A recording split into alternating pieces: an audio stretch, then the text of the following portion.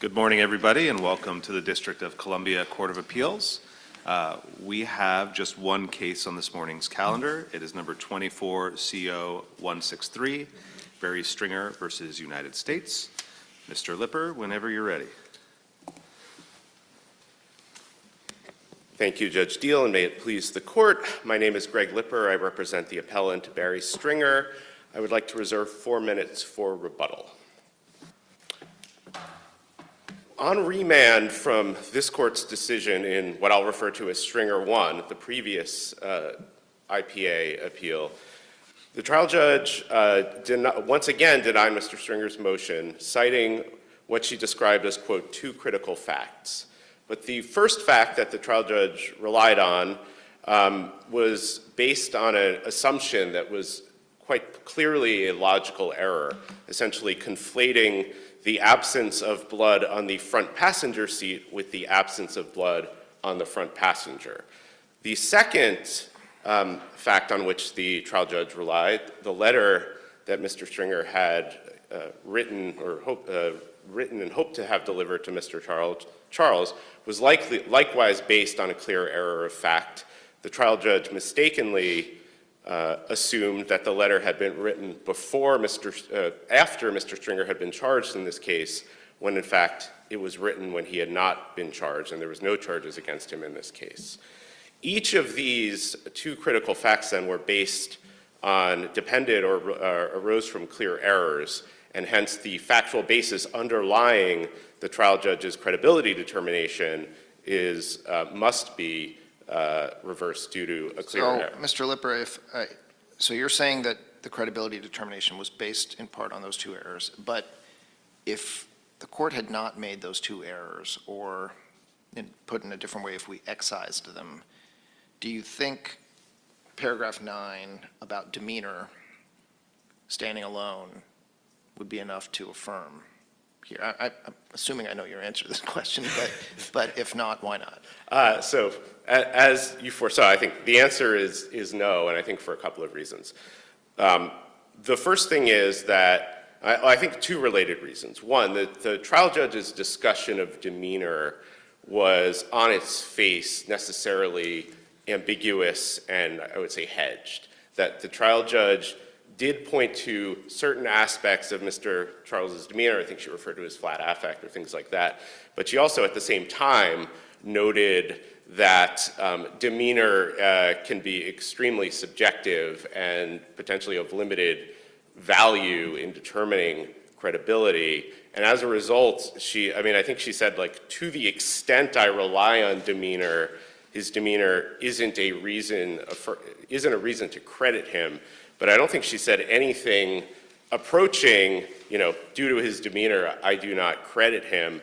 And the fact that she then concluded that she was relying on these two critical facts, I think reinforces that there's no indication that the trial judge was prepared to rest solely on Mr. Charles's demeanor as a basis. Rather, the trial judge seemed to be reasoning as she did in the previous order, which is Mr. Charles can't be telling the truth because the trial judge believed other evidence made it clear she thought that Mr. Stringer was guilty, and thus she kind of discredited him working backwards in a way. So at a higher level of generality, though, or looking at it from a bigger perspective, this trial court is just not buying what Mr. Charles is selling at some level, right? I mean, that's what's coming through in two orders.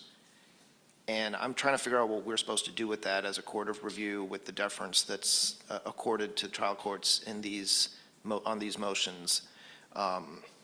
And maybe the answer is trial court has to explain itself, and that explanation has to pass muster. But at some level, the trial court's not buying it, and we rely on trial courts to be the first step in this process. So what are we supposed to do with that? Well, I guess I want to go about this in two ways. First of all, whether or not the trial judge holistically is not buying it, ultimately the court is, as the court has said repeatedly, the court has to review the trial judge's actual reasoning, not potential other reasoning. So I think that's the first thing. But the second thing is, I think to the extent there's kind of an overall gestalt or an overall vibe, for lack of a better word, I think that is based on a number of demonstrated misunderstandings of the record in this case and reinforced by what the court said in Stringer 1, which is that this hearing judge was not the trial judge and needs to grapple with the strengths or weaknesses of the case more fully than she did previously. And it doesn't seem like that analysis was done much more thoroughly this time around. Can I ask maybe just more concretely, one question that Judge Schenker might be getting at is, what remedy are you seeking? I take you to be asking us to vacate this order and remand for reconsideration. I do not understand you to be asking us to direct a grant of IPA in your client's favor, and I do not understand you to be asking us to send this back to a different judge. Is that right? It's a try again remand. It's the same thing we did in Stringer 1. It's try again. You haven't asked for more than that, have you? Well, I think what we said. So we haven't asked for reassignment of the case. I'm obviously not. We haven't. I'm not. I defer to the court on what it wants to do in that situation.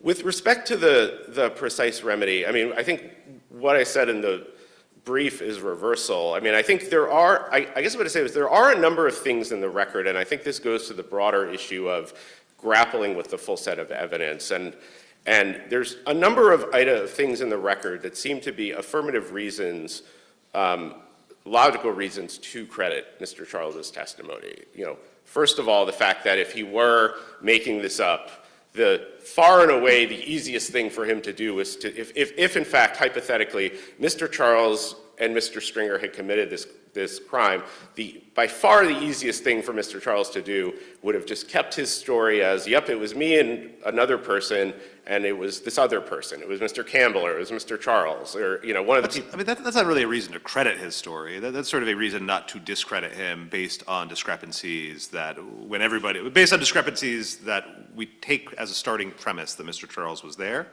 Everybody agrees he was there. Everybody agrees he killed Mr. Johnson. So don't discredit him for these sort of what I think you would describe as picayune details that memories can fade over time, whether or not he went to Buena Vista, you know, which is right there, and his car is right there. They're right next to each other. Seems like such a minor discrepancy. You shouldn't discredit him for that, but it's not a reason to credit him, right? I mean, part of what I get from the trial court's order is sort of almost, if you take out the physical evidence, the blood, and you take out the date of the letter, you still kind of have I'm not buying it, and this is all just based on one guy's word, and I'm not really buying that guy's word. There's no corroboration other than maybe a couple witnesses at trial that the jury seemed to discredit of Mr. Stringer's account, and Mr. Charles' retraction, not retraction, but account now. Let me speak to those two witnesses and then the broader issue. So I think with those two witnesses, I mean, any Innocence Protection Act case, necessarily the jury convicted the defendant in any Innocence Protection Act case. So I don't think it's enough to say, well, there were these two defense witnesses who the jury, because they convicted Mr. Stringer, they necessarily thought, oh, these two defense witnesses were bald-faced liars. Sure. I mean, this was in the context, for instance, one of the last things the jury had heard was Mr. Charles on the stand, examination taking the fifth, right? So that's also, you know, all of those things, or, you know, all of those things would inform what the jury said. You did have two witnesses who separately testified that, you know, Mr. Charles told them contemporaneously that he had acted alone. Both of them did so, I would say, at least in tension with their own interests. Mr. Vanderhall had pending charges against him in another case. Mr. Driver was noting, and again, this was back in 2006, you know, and so marijuana was not legal or as widely acceptable back then. And Mr. Driver was like, yeah, we were all sitting in the backyard smoking a lot of pot and talking about how he and they were all joking about the death. So none of these were made the witnesses look especially flattering. But they testified that Mr. Charles had told them that he had acted alone. You also have things like the government's theory at trial was that two people, lured this person, Mr. Johnson, so that they could steal a couple $100 in his phone, whereas Mr. Charles's testimony that it was done for, $13,000, which they're going to use to set up a marijuana deal. You have all of the problems with the Mr. Lyle's confession, that seem to contradict the physical evidence. And even with respect to the physical evidence and the blood evidence, which the trial judge, the hearing judge thought was the most important factor. Can I just pause you? Yes. I should let you finish the thought. Actually, I'll come back to this. Let me finish the thought, and then Okay. I want to come back to whether or not this was the most critical factor. Okay, so on the blood evidence, I think there's really two issues. One, that I think the absence of blood on the front passenger seat not only doesn't undermine Mr. Charles's testimony, it cuts the other way, as the government itself said in closing argument, which was, and the government was like, common sense tells you, ladies and gentlemen, that the reason there's no blood on the front passenger seat is because the blood covered the person who was sitting there who shot Mr. Johnson. So that not only, I think, that not only clearly undermines what the trial judge's assumption, but I think it reinforces more broadly, again, a lack of, the trial judge's lack of engagement with the trial record. Because it seems like the trial judge was unaware of even that pretty clear argument from the government, which seems to contradict the trial judge's theory, and that wasn't even referenced. Likewise, the defense witnesses, the exculpatory defense witnesses weren't even referenced. So whatever the trial judge's kind of overall vibe is, it seems not rooted in the full record, not rooted in the full trial, and hence overlooking a number of things that seem to cut the other way. Can I just push you a little bit on what you think the two critical facts the trial court noted are? Because the first thing she says is the physical evidence. Now, the physical evidence is not just the blood, right? It's also the wallet. That is her points 1 and 2 in her discussion. Those are both pieces of physical evidence that she says contradict Mr. Charles' story. And she gives a pretty good explanation for the wallet, which is it's not that we knew he had money, it's that the wallet is not in his pocket, it's out on the ground. Somebody has taken it, Mr. Charles says it wasn't him, it's got to be a second person. That's some physical evidence that I think she's including as one of the two critical facts. I did not read it that way. She did discuss the wallet, and I think ultimately, it seemed kind of ultimately to treat the wallet as kind of a bit of a push, basically, a bit of a not cutting either way due to the remand, because her discussion of the physical evidence in terms of what she thought compelled the conclusion that Mr. Charles, that two people were involved, was her conclusion that Mr. Charles could not have made the blood trail because of the lack of blood. I think also just kind of thinking back to the wallet seems like one of those details that you could very easily understand not remembering, especially if your goal is to take $13,000 in cash. You might not remember, even if it were the case that he had gone in the wallet or something like that, you might not remember it. But I think the trial judge did refer to the physical evidence, but then seemed to emphasize in that discussion the blood trail, which she said was compelled the conclusion that there was another person. Then on the letter, the second critical fact, I take your point that she's definitely getting the timing wrong. I don't really understand the government to be disputing that.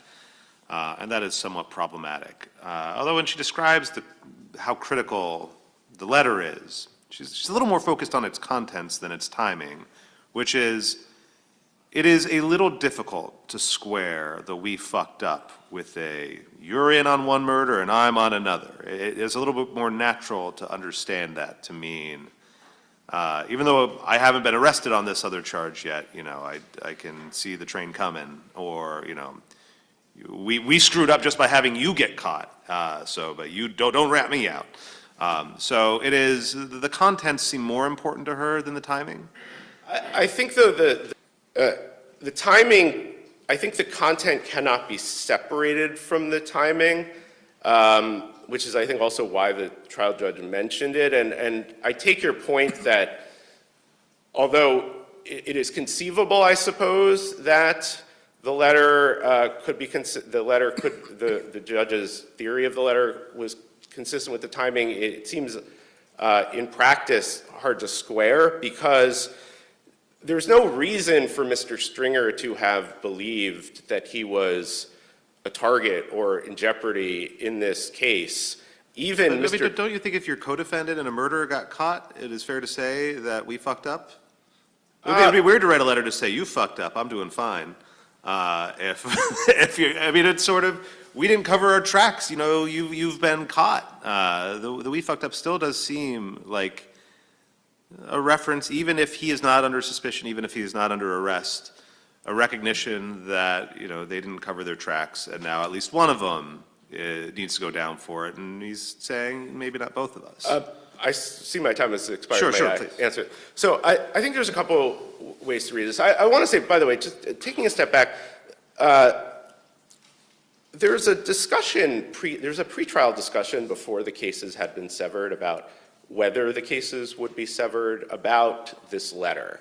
It's in the transcript on June 26, 2006. And first of all, the government was arguing that Mr. Charles, that introducing the letter against, it was basically a Bruton analysis, would introducing the letter against Mr. Stringer affect Mr. Charles's confrontation rights. And first of all, the government argued that it's not direct evidence of guilt because, and this is on page 12 of the June 26, 2006 transcript, government said the jury might think this is about Mr. Stringer's other trial. Mr. Stringer's counsel was obviously arguing, and not only that it was about the other trial because of the timing, but because one or two of the people mentioned in the separation order were people that were interviewed. I think at least one was a witness in the other case. Roderick Stringer, Mr. Stringer's brother, who was the co-defendant in the other case, was listed. And the judge, and ultimately one of the big concerns was that if the letter were introduced against Mr. Stringer, Mr. Charles would then respond to that. His defense would respond by saying, no, no, no, this is about Mr. Stringer's other case, and that would then prejudice Mr. Stringer because then the jury would hear about this other case. And so this is, I think, on its face, on its face, given with the proper understanding of the timing, not, at the very least, not clear. We fucked up, pardon my French, could be, me and your father, right? Don't, and again, I have no insight into this other case, and Mr. Stringer was acquitted, but, me and your father effed up, don't cut a deal in your case and sell us out, or something like that, right? I think there's any number of ways to read it, and I think the timing with even Mr. Charles's attorney, after Mr. Stringer was indicted in this case, Mr. Charles's attorney, who would have been up to his ears in discovery at this point and doing everything he could to figure out, is there anyone else out there who is actually involved, even he was surprised that Mr. Stringer was charged. And if Mr. Charles's attorney, who was fully aware of probably every last detail of the case, was surprised, there's just no reason why Mr. Stringer would have thought, because Mr. Charles was charged, I think it was 8 months or 7 or 8 months before, he wrote this letter. And Mr. Charles's, apartment had been searched. Mr. Stringer's had not. All of the. So is Mr. Stringer's, sorry for the editorializing, but a relatively absurd explanation for this letter being about commissary, is that explained in your view by, that explanation came out in cross-examination, I take it, no. I believe it came out in direct, if I remember correctly. But in this murder trial. Correct. So that's because he could not explain it by saying that it referred to his other charge, because that would prejudice him.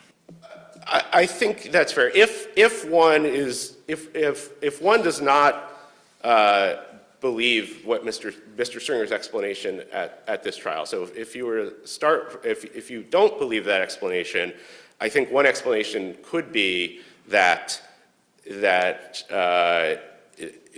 he did not want to say, well, no, this is about this that you, the jury, didn't know about until now.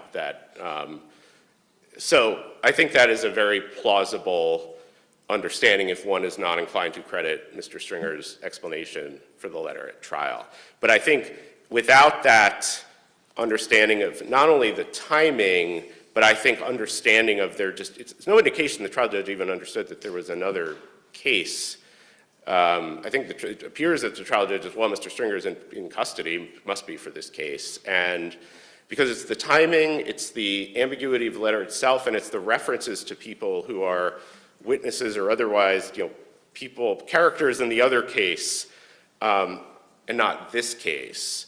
And so I think all of those things, I sort of go back to the beginning is what is the remedy? I mean, I think there are a number of facts in the record and, indicia that would reinforce Mr. Charles's credibility that the court may have, enough at this point to simply kind of, note that overall state of the record and let give the trial judge more firm guidance. I think just the underlying weak state of the evidence against Mr. Stringer in the first place, I think is also quite significant, that you would expect there to be more evidence against him if he were actually involved than there was. Unless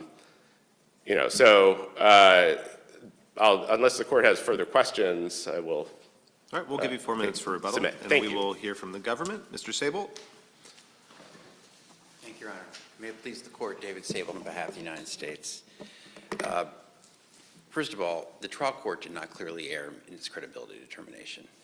And Judge, in response to your question, Judge Becker heard 83 pages of testimony from this man, and she said he was unconvincing, nothing that persuaded the court he was telling the truth. His affect was flat. He wasn't remorseful, even though he was supposedly exculpating an innocent family member. And she ultimately said, these demeanor-based considerations, quote, contributed to the decision not to credit Mr. Charles. Right, contributed, but she clearly said there were two critical facts. She didn't repeat any kind of demeanor-based determination in that conclusory paragraph. So if we could take each of these separate critical facts that she relied on and explicitly relied on. I just want. Okay, I'm go sorry. ahead. I We'll just, come back to this. Yeah. to your question, I would say this was a significant part of her determination. I do think it's a part of the holding that you can rely on, even if you thought, which I obviously don't agree with, but even if you thought there were other errors otherwise that are fatal, this is sufficient for the court to rely on, particularly given this defendant's history here. The feeling, the vibe very much is this guy's lied 5 times every time he's talked about this, and 2 judges have said it, and he said it. So that is very much what's going on here. But again, what she said is it's a contribution to. Right, so it's hard to not, I could agree with you if there were a couple of factual reasons to discredit him, and those were wrong, and we take them out, but the court also said, and completely separate and apart from that, this guy was completely unbelievable. He was sweating profusely on the stand. He was nervous. He wouldn't look us in the eye, et cetera, et cetera. You don't have that here. I think you would agree. You've got sort of a half-hearted reference to credibility and then an explicit non-reliance on that in the conclusory paragraph referencing 2 critical facts. And at most, a suggestion that some sort of vague demeanor interpretation contributes, but it's hard to say that, it's at least hard for me to say that without the other 2 critical facts, it would have been enough for this court, for the trial court, standing alone. I hear what you're saying. I don't know that I agree that the last summary paragraph explicitly doesn't mention. I mean, it doesn't mention, mentions it earlier, and she says the demeanor-based considerations contributed to my credibility determination. So I think we have to take her at her word when she says that. But turning to these 2 critical facts for the moment, I would say, first of all, with respect to the blood evidence, Your Honor, you asked about the blood evidence. The thing about the physical evidence that I think it's important to bear in mind is that the court is saying we came up here the first time in front of the same panel, right? And we talked about the physical evidence. And the court said, well, you know, it's weird because it shows that either he doesn't remember or he wasn't there, and nobody's saying he wasn't there, so how does this undermine his credibility? And what Judge Becker said was, hey, the importance of the physical evidence is it shows that there were two people in the car because we have blood evidence, blood and tissue going from the car, and it's undisputed that somebody involved in this murder left a blood trail heading, and that's east, by the way, east to Buena Vista Terrace to a building, to 3205 or 3209. One of the officer couldn't remember. So you got a blood trail heading east to a building, and then Ricky Charles is emphatic that he fled the scene going west 150 yards uphill because he parked his car in front of James Campbell's house, right? So one is going to a car and leaving in a car, and the other is going to a building in the opposite direction.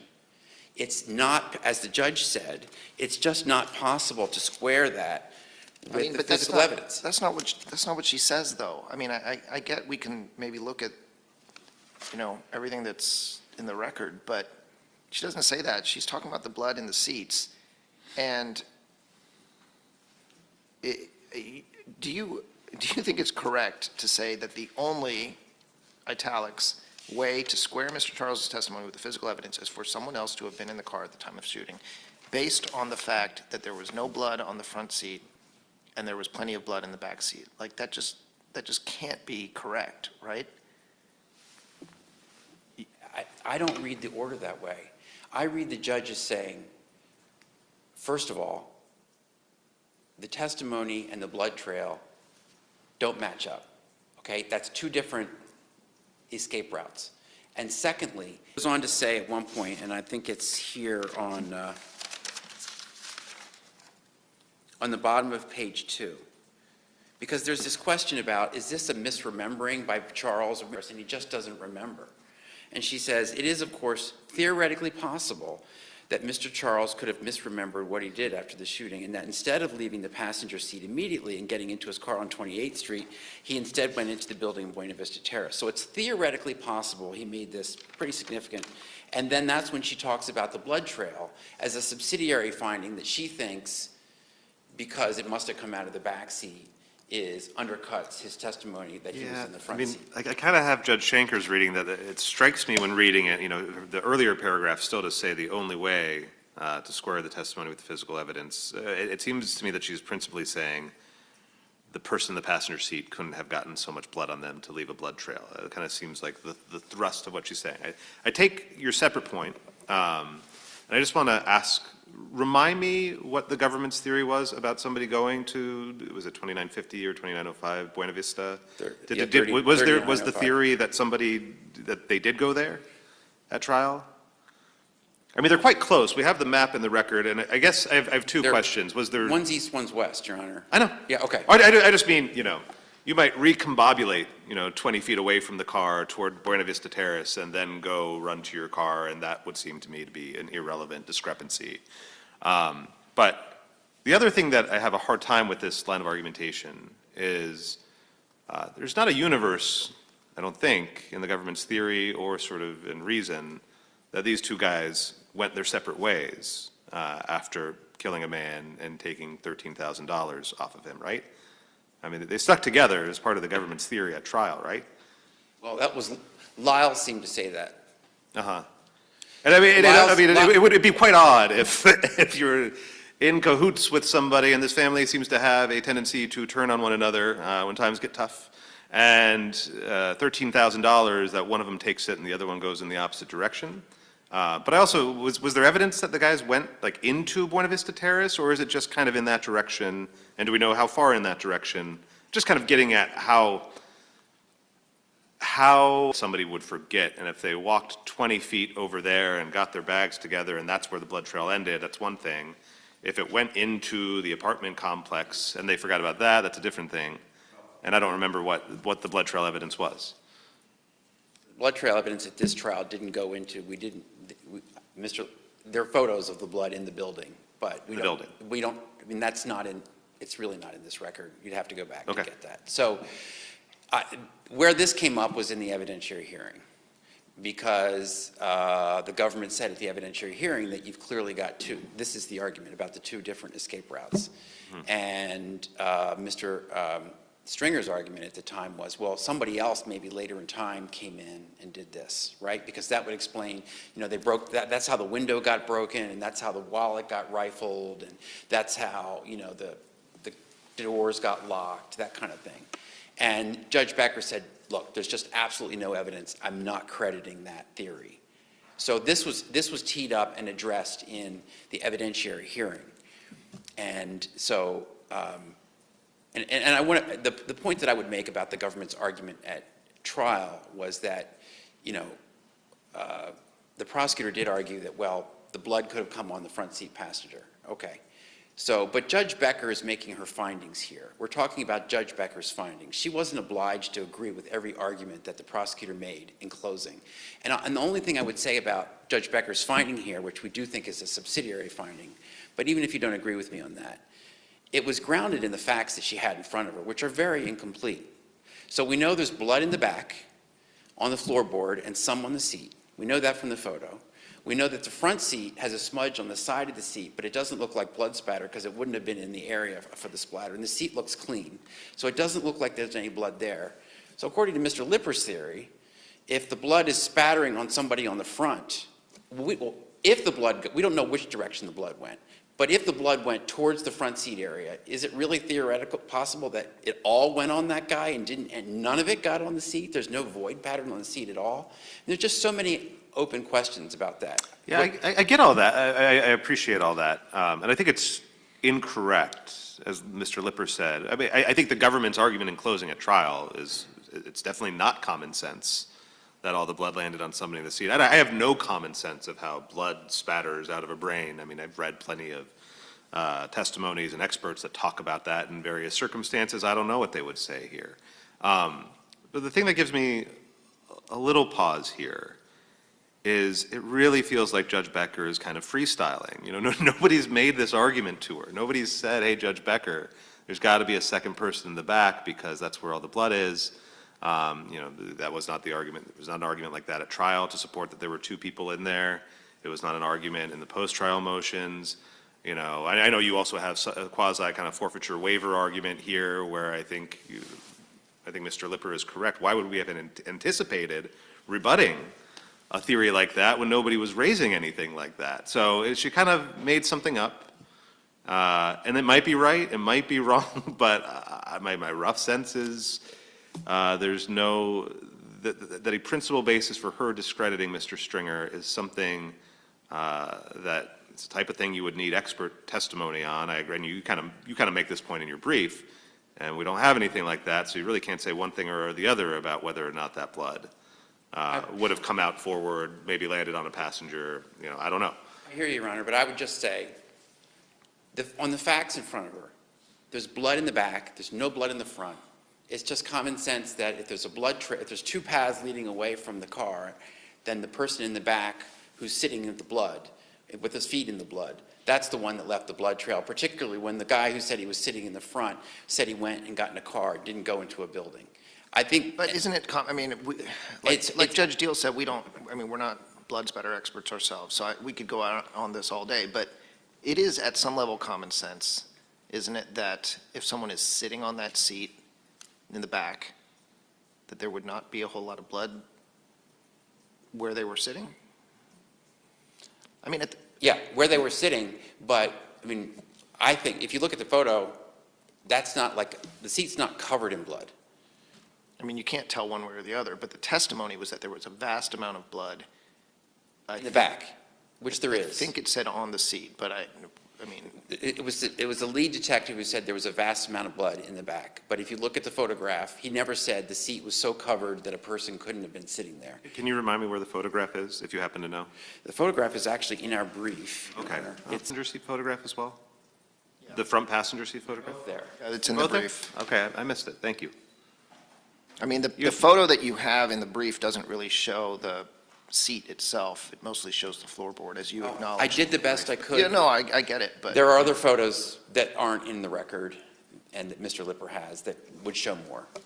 So, but, mean, the problem that I have is that we are sitting up here, and you and Mr. Lipper, theorizing about all the different ways that this could have happened. The problem is that the trial court said the only way that this could have happened is X, and that just can't be right. I mean, it could be that one person was in the front seat, and we know that he was shot from the front seat. So someone was in the front seat. We actually don't know that. Well, the trial court herself, the Trial court thought itself- that, based on the angle of the bullet. I mean, the guy's head is all the way in the back seat because the seat's raked back. I don't know when that happened. We don't know. She said she thought it happened from the front seat, yes. Okay, so we assume someone's sitting in the front seat, and my only point is there are ways that someone shot Mr. Johnson from the front seat, got blood on them, and then trailed it away. I understand. Again, we think that the court is looking at the broader evidence. And when she says physical evidence, she's talking about the testimony versus the blood trail. The wallet does weigh in there a little bit. Well, she said it didn't weigh in there. She said it mattered, but then she wasn't including it in her analysis. And it's hard to say that her conclusion is plainly wrong or without evidence to support it. It's clearly not the one that this court would have drawn, but it's the one that she drew. And But really, isn't it that it's hard to say that her conclusion is not speculative? Like that there is some good grounding for it, not to continue the blood talk too much longer, but, as I looked at page 5 of your brief and saw, when I was reviewing this, the pictures, in that front passenger seat, that you've got blood on a side that couldn't have got there, presumably from a splash, because it would have been protected by the seat itself. It's like on the side, there's drip going down the back seat that you can see back there, at least the floor of it doesn't appear to have significant puddles. There's all sorts of questions, just to reemphasize Judge Deal's point, that expert testimony would have been really helpful for, because I don't see pools here that, with shoe prints or anything that would have indicated they could go out, and so I'm starting to speculate on my own at this point. It doesn't seem like a good base to draw a conclusion on. And, again, we think that Judge Becker grounded her credibility. Again, we're talking about a credibility determination. She just didn't believe this guy, and nor did Judge Reed Winston. And based on the demeanor, based on the two paths, supplemented by the blood, and then also by the letter. If we could just talk about the letter for the moment. So I think, Judge, as you said, Judge Becker, yes, there's an error in here. She assumed it was an error about the timing, but she's clearly basing her conclusion on the text of the letter. She's just looking at the text of the letter. They said, we fucked up. It won't be long before we get home, and it's in our blood to live by the code. That permitted, that in addition to the close familial relationship, we have a younger junior person with a senior person, and then also the idea that we have this completely fanciful testimony at trial. An inference that Charles and Stringer fucked up together by committing the same crime, not separate crimes, but the same crime. And as you said, Your Honor, your street sense is telling you, right? I haven't been charged yet, you have. I hope, don't flip on me, because obviously they're looking for you to flip. Don't flip on me. That's what he's saying in this letter. And that's what if you've been in Superior Court, that's the vibe. Don't flip on me, live by the code, take this one for the team, little nephew. And Judge Becker is relying on the text. So the little mistake that she's making about whether he's charged or not charged, it's immaterial to her analysis. And I would submit, in addition to which, if you think that he's not charged, then it actually makes the inference even stronger, because it's a don't rat me out little cousin letter. So one of the things that the court said in the first opinion was, would the court have reached the same findings, credibility determination, absent this error? And I think it's clear, had the court's decision not been influenced by the following factors, would it have reached the same conclusion about the likelihood of Mr. Stringer being actually innocent? It's very clear that the answer in this case is yes. Judge Becker would have reached the same conclusion absent the timing error about the letter, which nobody brought up on the first appeal, and then absent this, if you consider it an error on the subsidiary finding about the blood trail. All right, thank you, Mr. Sable. Thank you. Mr. Lipper, we will give you 4 minutes for rebuttal. Thank you. I just want to address two very minor things at first. The first is the last thing that Mr. Sable said I think is incorrect. I can't cite you chapter and verse, but I'm almost certain that the error in that the timing of the charge was discussed with respect to the letter was discussed previous appeal in the briefing in the previous appeal. We Because certainly included it in the background facts section. I'm sorry? In the opinion, it was certainly included in the background facts section and clarified. Exactly, and I'm almost certain it was, I raised that in the brief. The second thing is just to maybe give Judge Deal a slightly more focused answer about whether the wallet was included in the physical evidence referred to at the end of Judge Becker's opinion. And I'm sorry, on page 4, Judge Becker said the court, after discussing the wallet, Judge Becker said the court will set aside this issue in re-examining Mr. Charles's credibility. So I think the trial judge is herself taking that out. All right, so getting to the broader point, there's a couple of things in response to your discussion with Mr. Sable. The first is that, just holistically, the government is defending Judge Becker's finding by essentially disclaiming what it was arguing in the trial court and to the jury. And so if the only way to defend Judge Becker's reasoning is to say, well, when the prosecutor told the judge, obviously when the guy in the front passenger seat shot Mr. Johnson, the blood landed on him and not the seat. And if the government is disavowing what the prosecutor had said to the trial court, that the jury might think that this letter is about Mr. Stringer's other trial. If the government is now having to walk away from those things, then I would say more broadly, the court cannot have confidence in this conviction, and that all of these things, the errors in discrediting Mr. Charles and the kind of fundamental disavowal of the government's main assumptions all point to the need for a new trial, because there is one should have a lack of confidence in the verdict if that is how the government is forced to defend Judge Becker's findings. The second issue with respect to the blood. This was not exactly a focal point of the government's case at trial, though, right? I mean, if in fact a second person opened that passenger door, shot Mr. Johnson, never got in the passenger seat, and just so happened all the blood spatter went backward, they would shrug that off, right? Well, that's a irrelevancy. But I mean, one reason that you can, if somebody had been sitting there, they might have absorbed the blood. That's a different theory, but it's not. I think there was one sentence in closing, right? This was not a focus.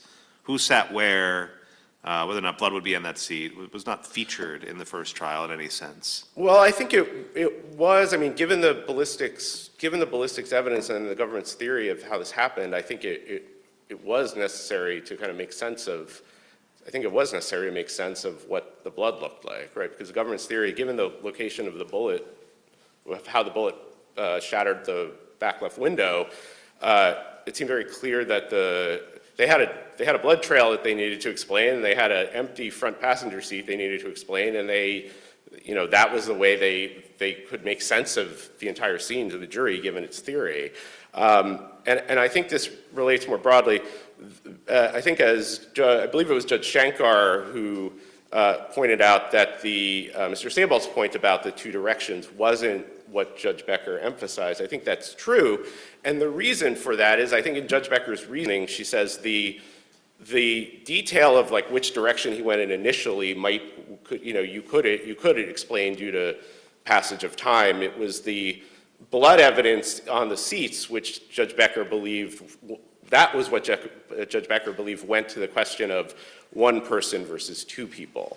And I guess more generally, if Mr. Charles's statement was that he went from the car, so let's assume he's covered in blood.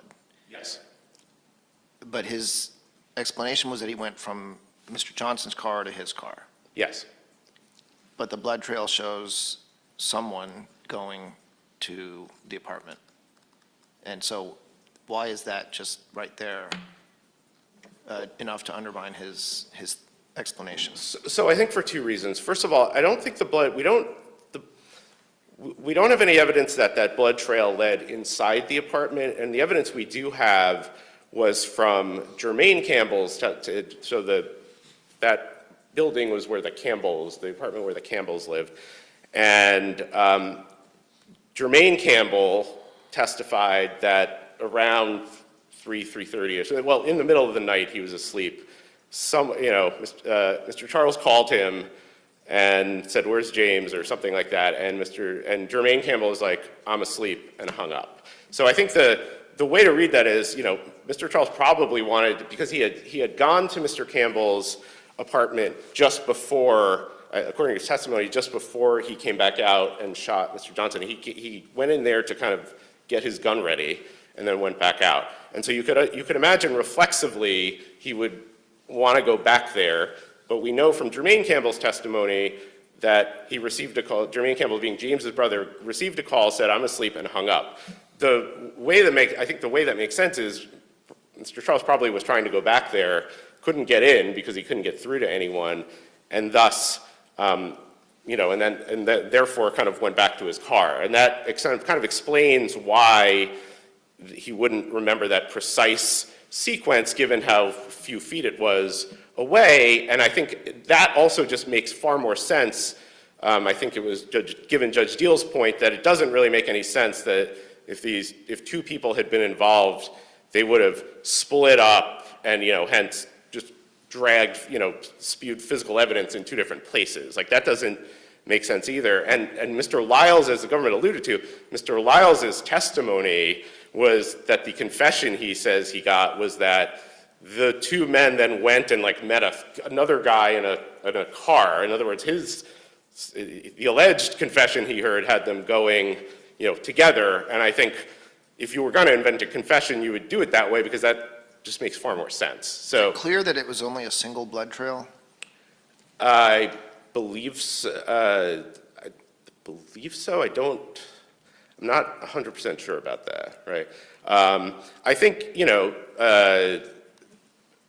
I think the other thing is just sort of more fundamentally, although the trial record doesn't have, good photos of the kind of blood on the back seat, the testimony was there was a vast amount of blood in the back seat, and there was no even distinction between there's a vast amount of blood on the left side of the back seat and not the right side, or vice versa. And this is something, obviously, throughout the testimony, you're distinguishing between passenger side, driver side, there's sort of a lot. And so the unmodified vast amount of blood in the rear seat and rear floorboard makes it far less likely that there was someone sitting there, not more likely. Unless the court has any further questions? Thank you, Mr. Lipper. Thank you. The case will be submitted and the court is adjourned.